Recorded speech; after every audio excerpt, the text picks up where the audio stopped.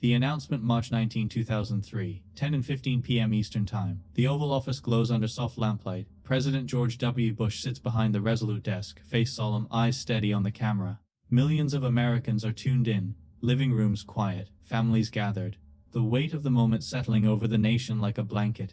3 days earlier, he had given Saddam Hussein and his sons 48 hours to leave Iraq. The deadline expired. Now the decision was final. My fellow citizens, Bush begins, voice measured but firm.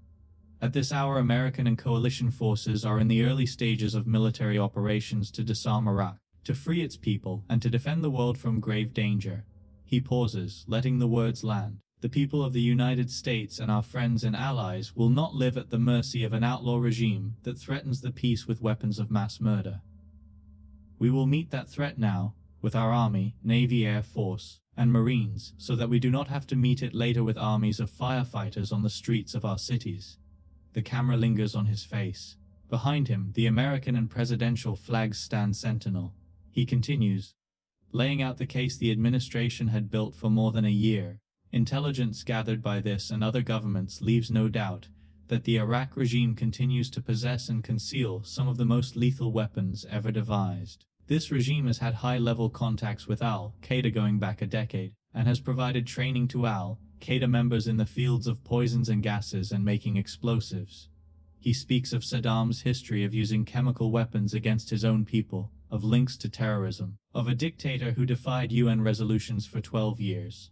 Then the Iraqi, the dictator who is assembling the world's most dangerous weapons, has already used them on whole villages, leaving thousands dead, blind, or disfigured. If this threat is permitted to fully and suddenly emerge, all the world would, in a single instant, be plunged into a new era of danger and fear. Bush's tone shifts to resolve. We will bring to the Iraqi people food and medicines and a better future, and we will stand with the new leaders who emerge to restore the Iraqi people to the path of peace, progress, and self-government. He concludes with a prayerful note, "May God continue to bless the United States of America." The screen fades to black. Across the country, people exhale. Some cheer quietly, others sit in stunned silence. In Baghdad, air raid sirens begin to wail as the first Tomahawk missiles streak toward targets. Operation Iraqi Freedom has begun. Shock and awe is underway. Within weeks, the narrative would fracture. No active stockpiles of chemical or biological weapons would be found, no reconstituted nuclear program, no credible operational links between Saddam and al-Qaeda. The intelligence that had been presented as ironclad, yellow cake uranium from Niger, aluminum tubes for centrifuges, mobile bioweapons labs, would unravel under scrutiny. Curveball's defector testimony would be exposed as fabrication. The British dossier would be revealed as partially plagiarized.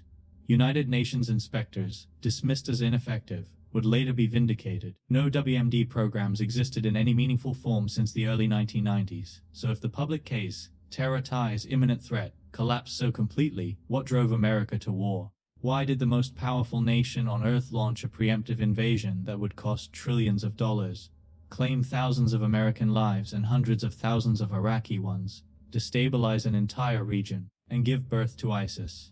The answers were being shaped long before that March night in the Oval Office. Long before September 11 changed everything. They were rooted in ideology, ambition, fear, and a vision of American power that had been waiting for its moment. The story did not begin with weapons of mass destruction. It began with a conviction that Saddam Hussein had to go, and that the United States had both the right and the responsibility to make it happen. Pre-9/11 ambitions, the Neocon blueprint, January 20, 2001. The Capitol steps are bitter cold, flags snapping in the wind. George W. Bush is sworn in as the 43rd president. His inaugural address speaks of compassion, civility, a humble foreign policy. America remains engaged in the world, he says, but we do not seek to impose our way of life on others. Few in the audience could have predicted how radically that vision would shift in the months ahead. Behind closed doors, the blueprint was already being drawn. Paul O'Neill, Bush's first Treasury Secretary, and a holdover from the Ford administration, later revealed what he saw in those early National Security Council meetings. As early as February 2001, months before September 11, the topic of Iraq dominated discussions. O'Neill recalled a memo titled "Plan for Iraq," circulating just 10 days after the inauguration.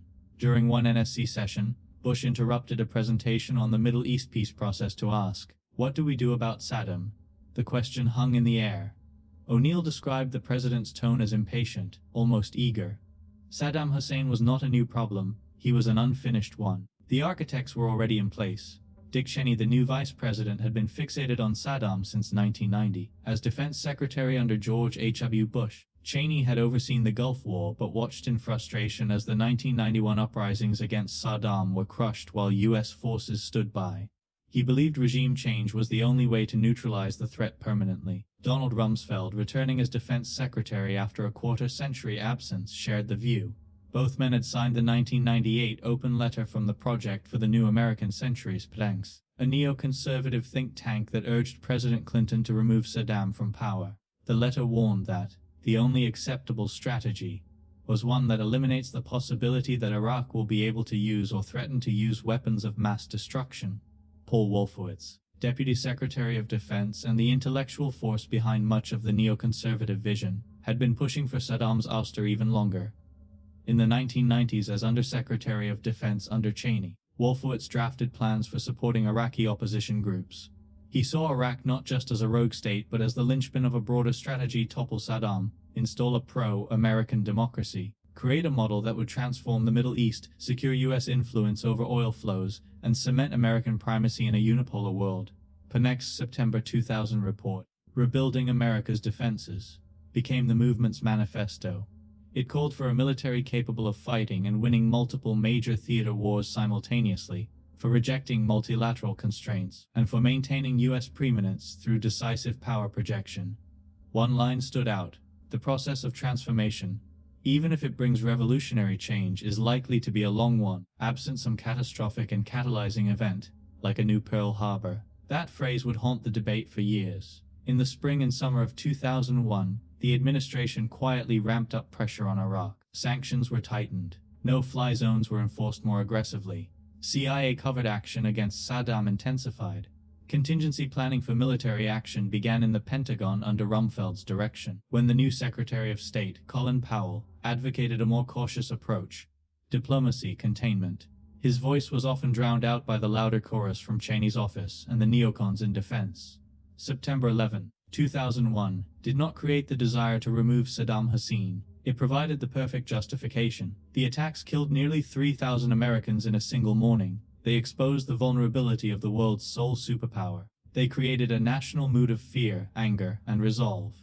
For the neocons who had spent a decade arguing that America must act decisively against threats before they materialize, 9/11 was not the origin of their Iraq strategy. It was the catalyst that made it politically possible. The machinery was already running. The ideology was set. The key players were in position. All that remained was to connect the dots in the public mind. But the dots were never as solid as they were made to seem. The real story of why America went to war in Iraq begins not in the ashes of the World Trade Center, but in the quiet corridors of power in early 2001, when the decision to topple Saddam was already taking shape, long before the towers fell. Building the case WMD and terror links. By the summer of 2002, the decision to invade Iraq had crystallized in the inner circle. What remained was to convince Congress, the American people, and the world that the threat was real, imminent, and tied to the post-9/11 war on terror. The administration needed a public case, one that fused Saddam Hussein to weapons of mass destruction and to al-Qaeda. The intelligence community was tasked with delivering it. The process was not about discovery, it was about selection. One of the most explosive pieces came from Curveball, the code name for an Iraqi chemical engineer who defected to Germany in 1999. He claimed to have worked on mobile biological weapons labs, truck-mounted facilities that could produce anthrax or botulinum toxin, and then vanish before inspectors arrived. Curveball's drawings were vivid fermenters, steam sterilizers, air filtration systems. German intelligence passed the reports to the CIA, but with heavy caveats. The BND, German Federal Intelligence Service, never granted the CIA direct access to Curveball. Analysts never interviewed him face to face. German handlers repeatedly warned that Curveball was emotionally unstable, prone to exaggeration, and possibly fabricating details to gain asylum and money. None of these red flags stopped the information from climbing the ladder. By late 2002, Curveball's mobile labs became a centerpiece of the case. Secretary of State Colin Powell would later call them the most worrisome element in his presentation. Then came the aluminum tubes. In early 2001, U.S. intelligence intercepted a shipment of high-strength aluminum tubes bound for Iraq. The tubes were 81 millimeters in diameter with unusually thick walls, specifications that matched those needed for gas centrifuges to enrich uranium for nuclear weapons. The CIA's Wide Weapons Intelligence, Nonproliferation, and Arms Control Unit seized on the find. Despite objections from Department of Energy scientists, who pointed out the tubes were almost certainly for conventional artillery rockets, the nuclear interpretation prevailed. Vice President Cheney publicly declared the tubes refutable evidence of a reconstituted Iraqi nuclear program. The most infamous claim was the yellowcake uranium from Niger. In October 2002, the British government released a dossier asserting that Iraq had sought to purchase 500 tons of uranium oxide, yellowcake, from Niger. The allegation came from forged documents later proven fake, crudely altered letters bearing the signature of a long-dead Nigerian official, complete with misspelled words and incorrect dates. The CIA had already flagged the documents as unreliable in 2001, yet the claim survived into Bush's 2003 State of the Union address. The British government has learned that Saddam Hussein recently sought significant quantities of uranium from Africa. 16 words that would haunt the administration. On February 5, 2003, Colin Powell stood before the United Nations Security Council, armed with satellite photos, intercepted communications, and a vial of simulated anthrax. He presented the case with Gravitas Mobile Labs, aluminum tubes, al-Qaeda training in Iraq, Saddam's defiance of inspections, leaving Saddam Hussein in possession of weapons of mass destruction for another year or another 5 years is simply too dangerous of a course of action, he warned. Behind the scenes, the National Intelligence Estimate (NIE) of October 2002, meant to be the community's consensus, contained stark caveats. The key judgments were presented as high confidence, but footnotes and alternative views warned of low confidence in many areas. The State Department's INR Bureau dissented outright on the nuclear issue. The Air Force disputed the mobile labs. These dissents were buried in annexes few lawmakers read. Paul Wolfowitz later admitted the truth in a Vanity Fair interview in 2003. For bureaucratic reasons, we settled on one issue, weapons of mass destruction, because it was the one reason everyone could agree on. Not terrorism links, not human rights. WMD became the unifying rationale, the lowest common denominator that could rally support across agencies, allies, and the public. The intelligence wasn't entirely fabricated, it was aggressively curated. Ambiguities were stripped away, dissent was marginalized. The public was sold certainty where analysts saw doubt. By March 2003, the case had been made. Congress had authorized force. The American people, still raw from 9/11, largely supported the president. The United Nations was sidelined, but the foundation was brittle. When the troops rolled into Baghdad and found no stockpiles, no mobile labs in operation, no active nuclear program, the unraveling began. The question that lingers is not whether the intelligence was wrong. It was, but how deliberately it was shaped to fit a predetermined conclusion. The war was not launched on a mistake. It was launched on a message, one carefully crafted, relentlessly repeated, and ultimately exposed. The hidden agenda hegemony oil demonstration effect. By early 2003, the public case for war, WMDs and terror links, was fully constructed. Yet many inside the administration, and some who later spoke candidly, acknowledged that the deepest motivations lay elsewhere. The invasion of Iraq was never primarily about imminent threat. It was about power projection, strategic repositioning, and reshaping the geopolitical landscape of the Middle East in America's image. The neoconservative vision had long centered on American hegemony. The Project for the New American Century had argued explicitly in the 1990s that the United States must maintain unchallenged military dominance to prevent the rise of peer competitors.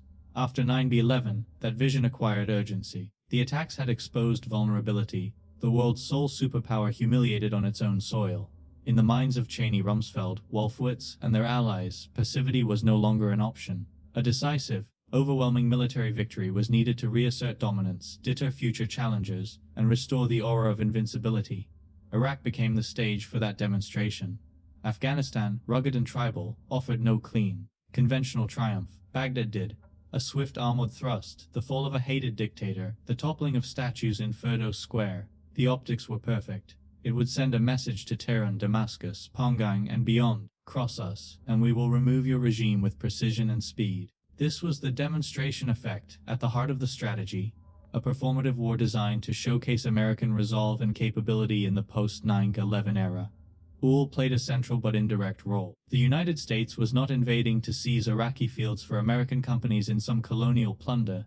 The goal was strategic control.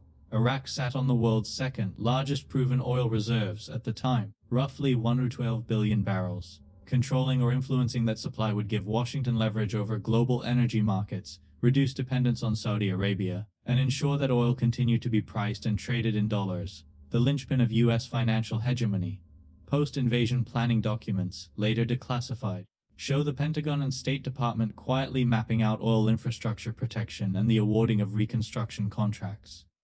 Halliburton, Cheney's former company, and other U.S. firms secured massive no-bid deals for oilfield repair and logistics. The 2005 Iraqi constitution, shaped under heavy American influence, opened the door to foreign investment in upstream oil production. By 2009, Western majors like ExxonMobil, BP, and Shell had signed lucrative service contracts. The oil was never meant to flow straight to American pumps. It was meant to flow under terms favorable to U.S. strategic interests. The broader neoconservative dream was even grander: remake the Middle East. Topple Saddam, install a pro-Western democracy, create a model that would inspire reform from Damascus to Riyadh to Tehran. A democratic Iraq, they argued, would undermine authoritarian regimes, dry up terror recruitment, and secure Israel's eastern flank. This was the democratic domino theory of the early 2000s. Regime change as regional therapy. Wolfowitz spoke openly of Iraq as the first Arab democracy, a beacon that would transform the region. None of these goals were hidden from those paying close attention. In 2002 and 2003, administration officials occasionally let the mask slip. Wolfowitz told Vanity Fair that WMD was chosen as the unifying rationale, because it was the one reason everyone could agree on. Cheney, in private meetings, emphasized the need for a new strategic reality. Rumsfeld viewed Iraq as a laboratory for military transformation. Lighter, faster forces proving the obsolescence of old doctrines. The hidden agenda was never a single secret motive, but a convergence of imperatives: reassert hegemony after humiliation, secure strategic energy leverage, demonstrate unchallengeable power, and pursue ideological transformation. The WMD case was the sales pitch. The real drivers were ambition, fear, and a belief that history could be bent by American will. When the statues fell and the looting began, when no weapons caches materialized and the insurgency ignited, the gap between rhetoric and reality became impossible to ignore. But by then, the war had its own momentum. The demonstration had been made. The cost would be measured in blood, treasure, and a shattered regional order. The invasion and immediate aftermath. March 9, 2003, 5:34 am Baghdad time. The sky over the Iraqi capital lights up like a thunderstorm that never ends. Tomahawk cruise missiles streak in from the Persian Gulf, followed by precision-guided bombs from B-2 stealth bombers and F-118 Nighthawks. The opening phase of Operation Iraqi Freedom, branded Shock and Awe, unleashes more than 700 air sorties in the first 48 hours. Coalition forces aim to paralyze Saddam's command and control, shatter the will to resist, and collapse the regime before it can organize a defense. Television networks carry live feeds. Green night. Vision explosions blooming across Baghdad, trace of fire stitching the darkness. The rhythmic thump of anti-aircraft guns answering in vain. On the ground, the invasion begins in earnest. U.S. Army's 3rd Infantry Division and 1st Marine Expeditionary Force surge north from Kuwait. British forces secure the south around Basra. Turkish refusal to allow northern access forces a single-axis advance up the Euphrates and Tigris corridors. Resistance is sporadic at first. Fedayeen irregulars in civilian clothes, scattered Republican Guard units, but the speed is relentless. By March 23, coalition troops have seized Nasiriyah and Najaf. By April 3, they reach the outskirts of Baghdad. Saddam's regime crumbles faster than planners expected. On April 9, U.S. Marines roll into Firdos Square. A crowd gathers as a soldier drapes an American flag over the massive statue of Saddam. Minutes later, Iraqis pull it down with ropes and sledgehammers. The image beams worldwide. The dictators fall. The liberators welcomed, history turning on live television. President Bush, aboard the USS Abraham Lincoln off San Diego on May 1, stands under a "mission accomplished" banner and declares major combat operations over. In the Battle of Iraq, the United States and our allies have prevailed. The victory parades begin. Ticker tape in New York, medals pinned. Analysts hail the lightning campaign, 6 weeks from invasion to regime collapse, as proof of American military supremacy and the efficacy of Rumsfeld's lean, high-tech force. Then the silence descends. No chemical warheads emerge from hidden bunkers. No biological agents in mobile labs. No reconstituted nuclear centrifuges. The Iraq Survey Group, led by David Kay and later Charles Julfa, spends months scouring the country. By October, final report is blunt: Iraq had destroyed its WMD stockpiles after 1991 under UN pressure. Residual programs were dormant or abandoned.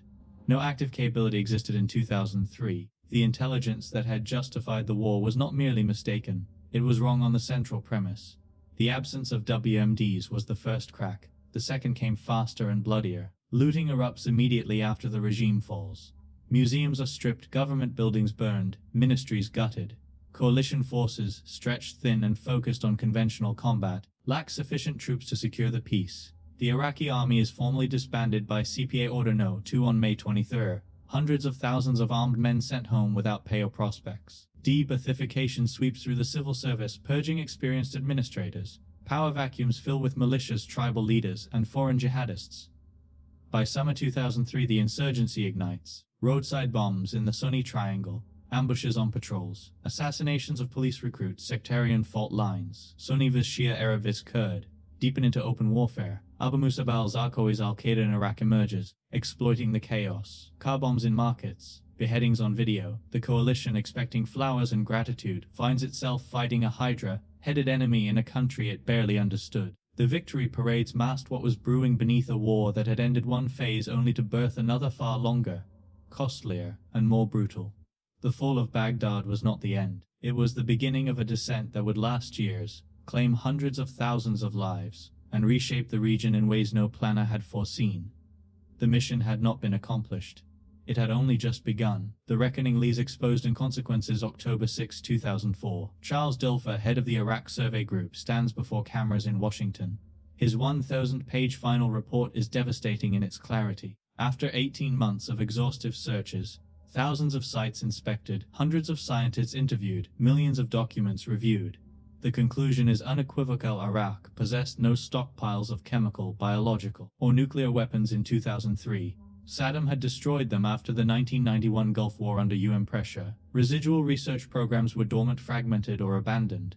The mobile labs were figments of Curveball's imagination. The aluminum tubes were for rockets. The Yellowcake story was based on forged documents. The intelligence that had justified the invasion was not merely flawed, it was fundamentally wrong. The Dilfer report did not stop at absence. It revealed that Saddam had maintained the intent to restart WMD programs once sanctions lifted, but no active capability existed when coalition forces crossed the border. The threat presented to the world as imminent was, in reality, hypothetical and distant. Back in Washington, the Senate Select Committee on Intelligence delivered its own blistering verdict in July 2004. Its 500-page report accused the intelligence community of serious errors, and concluded that post-war findings were inconsistent with the community's pre-war judgments. More damning, key policymakers had exaggerated certainty, ignored dissent, and presented worst-case assumptions as fact. The report stopped short of accusing deliberate fabrication, but highlighted how pressure from the White House shaped analysis. Vice President Cheney's office had repeatedly visited CIA headquarters, demanding more aggressive interpretations. Analysts felt the weight of expectation. The human and financial toll mounted relentlessly. By 2026, estimates placed the total cost of the Iraq War at more than $2.9 trillion. Direct military spending, veterans care, interest on borrowed funds, reconstruction contracts. More than 400 U.S. service members killed in action, another 32,000 wounded, many with lifelong injuries, traumatic brain injuries, PTSD, amputations. Iraqi civilian deaths are harder to pin down. Credible studies range from 150 to over 600,000 excess deaths from violence, disease, and infrastructure collapse. Millions displaced, entire cities, Fallujah, Ramadi, Mosul, reduced to rubble in successive battles. The regional consequences were even more profound. The power vacuum created by Saddam's fall unleashed sectarian demons long suppressed. Sunni, Shia tensions exploded. Al-Qaeda in Iraq, led by Abu Musab al-Zarqawi, morphed into the Islamic State of Iraq. When U.S. forces withdrew in 2011, the group, rebranded as ISIS, seized territory across Iraq and Syria in 2014, declared a caliphate, and carried out atrocities that shocked the world. The rise of ISIS, its black flags over Mosul, its genocidal campaign against Yazidis, was a direct descendant of the 2003 invasion's chaos. Iran, meanwhile, expanded its influence dramatically, backing Shia militias and political factions that now dominate Baghdad. Trust in American leadership eroded at home and abroad. The war became a symbol of hubris, deception, and overreach. Public support cratered. The intelligence failures fueled skepticism toward future threat claims. The forever war precedent, open-ended commitments, nation-building failures, shaped policy debates for decades. The reckoning was not just about what was found or not found in Iraq's bunkers. It was about the cost of acting on certainty that never existed, of selling a war on premises that collapsed under scrutiny, and of unleashing forces that no one fully understood or controlled.